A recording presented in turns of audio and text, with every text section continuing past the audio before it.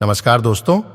वैसे तो हमने रामायण के कई किस्से सुने होंगे। वो किस्से न केवल दिलचस्प होते हैं बल्कि बहुत सीख देने वाले भी होते हैं।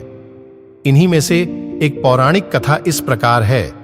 रावण को भगवान शिव के एक शक्तिशाली भक्त के रूप में जाना जाता है। कहा जाता है कि रावण ने एक बार कैलाश पर्वत तक को उठा लिया था।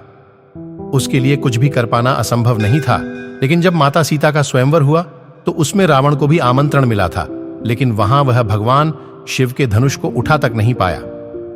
आखिर क्यों और इसके पीछे क्या कारण है? चलिए आज की वीडियो में हम इसके बारे में जानते हैं, तो इस वीडियो में अंत तक बने रहिएगा।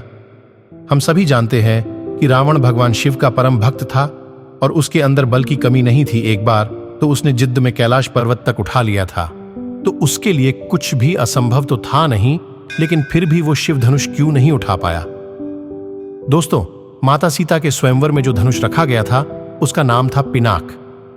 वह भगवान शिव का धनुष था जो बहुत ही शक्तिशाली और चमत्कारिक धनुष था। कहते हैं कि इस धनुष को भगवान शिव ने स्वयं अपने हाथों से बनाया था, और जब भगवान शिव इस धनुष की प्रत्यंचा चढ़ाते थे तब उसकी एक ही टंकार से बादल फट जाते थे, पर्वत हिलने लगते थे। कथाओं के अनुसार महादेव ने अपने धनुष को देवराज इंद्र को सौंप दिया था और बाद में इंद्र ने इसे राजा जनक को दे दिया। तभी से यह धनुष राजा जनक के पास सुरक्षित रखा था।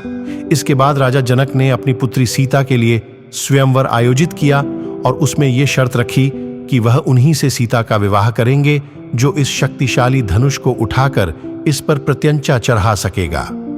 उस स्वयंवर में देव, मनुष्य, दानव सब उपस्थित थे।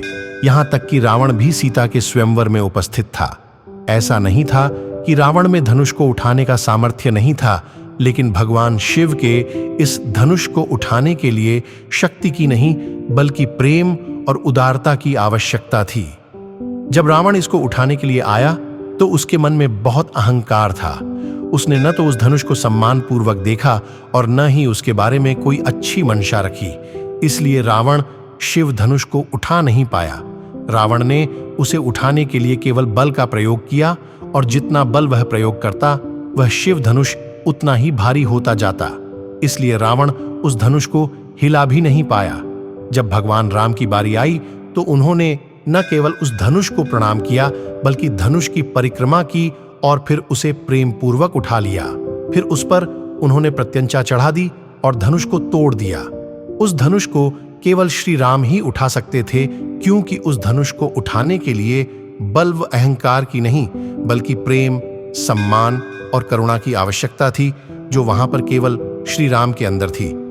वही रावण ने उस धनुष को अपने अहंकार और बल से उठाने की कोशिश की, जिसमें वो असमर्थ रहा। तो दोस्तों, ये थी हमारी आज की कथा। आशा करते हैं कि आपको हमारी वीडियो पसंद आई होगी। यदि वीडियो अच्छी लगी हो तो इसे लाइक करें और चैनल को सब्सक्राइब कर दें।